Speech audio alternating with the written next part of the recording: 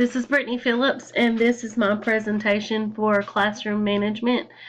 I started off with a welcome to Ms. Phillips's 4th grade classroom. I kind of did it in a presentation form that I could use for my students and for my parents as well. My classroom mission statement is, in Ms. Phillips's class, we will work together to make our classroom a safe and friendly place. We will respect each other, help each other, and work to become leaders. We will accomplish this by showing up to class on time and being ready to work. I feel like a classroom mission statement is important because it puts everybody on this same path. And that way we know what we're working towards and that we're working towards this together. Classroom rules, I kept them simple and easy for my students to understand, and I will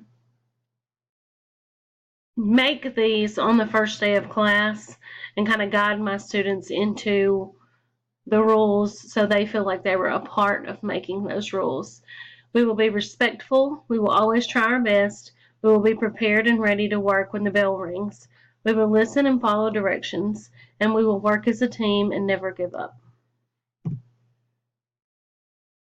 Classroom consequences, I will let my students know that it will always be their choice whether they make good or bad choices, and if they choose the bad choice, then there's always a consequence that comes along with that choice.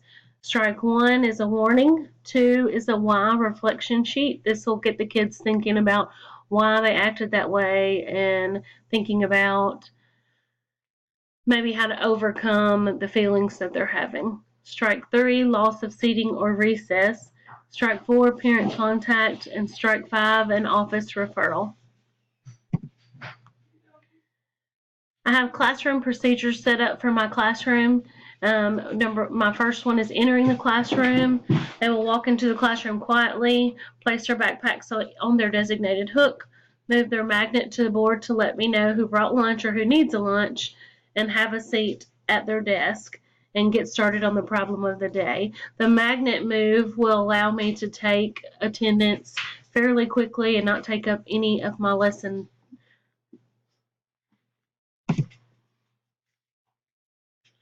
Turning in papers, they will check to make sure their name and the date is on their paper. They will quietly take their paper to the red bin on the long black table. They will choose the clothespin with their name on it, clip that clothespin to the top of their work, lay their work in the red basket, and return to their seat quietly. The rules and the procedures are pretty self-explanatory, even like quietly take your paper to the red bin. That way the students know that there's no leeway there, and it will make it easier for them to do the things that they're needing to do. The clothespins were an idea that I got because that'll allow me to see who hasn't clipped their clothespin on their paper and who has yet to turn their papers in. Lining up procedure. When your number is called, walk to the door quietly, line up in number order, stand in line quietly, wait patiently for the rest of the class to line up, and keep your hands and feet to yourself. Checking attendance. When students come into the classroom, they will put their backpack on their designated hook, and they will, when they place that magnet with their number on it under brought lunch or needs a lunch, they return to their seat. And this, like I said earlier, allows me to quickly take attendance by looking at the magnets that have been moved and the ones that have not. Bathroom breaks. They will know that bathroom breaks are not allowed during whole group instruction because all students need to be there whenever we're discussing the lesson for the day. And they will walk to the board quietly, wait for my attention, then they will place their magnet under the bathroom section. They will walk quietly to the bathroom. When they return, they'll replace their magnet to end class. They'll return to their desk or workstation quietly and continue their work. An educational contract, I think, is important between parents and students and teachers because it allows everybody to be on the same path, and it allows them to see what we're working towards and we can work towards it together. This is one that I found from the OWL teacher, and I will use this one in my classroom this year.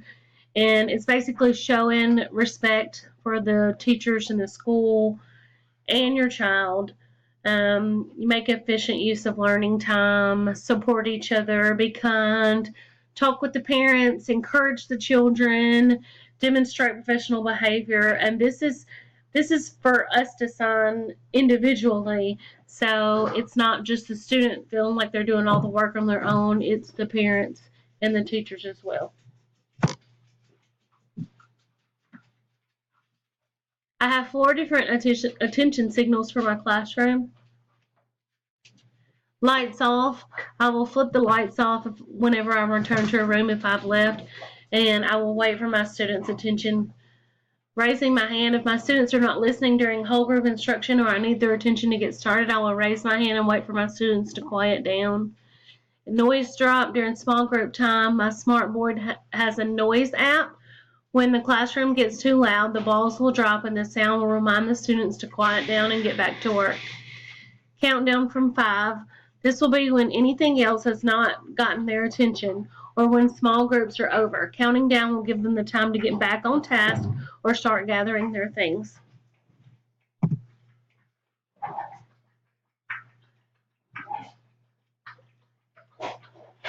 During this classroom management course, the thing that I enjoyed the most was learning about conscious discipline, because I do plan on incorporating it into my classroom. Conscious Discipline is a comprehensive social, emotional, and classroom management program that uses everyday life events to teach children and adults self-control, conflict resolution, character development, and social skills. Conscious Discipline has specifically been designed to make changes in the lives of adults first, and then we as adults change the lives of children. I started with the basic definition of conscious discipline because it's so easy to understand, and it supports more than just the learning or the teaching aspect. It allows us to get to know ourselves and our students. When a child is loved and supported in the classroom emotionally, physically, and socially, they will learn and they will grow. And I'm looking forward to adopting the Conscious Discipline Classroom Management Program because I feel like it's definitely the most effective. We're with these children 8 to 10 hours a day. We're the ones who are making the biggest difference in their lives. And every child has potential. It's up to us to make that child comfortable enough in our classroom that they are able to reach their full potential. And the thing that I love the most about the Conscious Discipline program is the fact that it teaches children that it's okay to have feelings. Most children and adults don't realize that. And this program allows us to have our own feelings, feel safe in feeling the way that we do. And then it teaches us how to deal with or handle those feelings in a positive way, especially if we don't understand why we feel that way. Whether we feel angry, mad, sad, frustrated, overwhelmed, happy, or we could just be in a funk. Conscious discipline teaches us how to support those students and guide them in the right direction. The thing that I love the most about it is that it's never degrading and it's never negative. And I feel like everyone should incorporate this into their classroom because it allows us as teachers and the students, it allows them the ability to grow, and it'll allow us to make the biggest difference in their lives.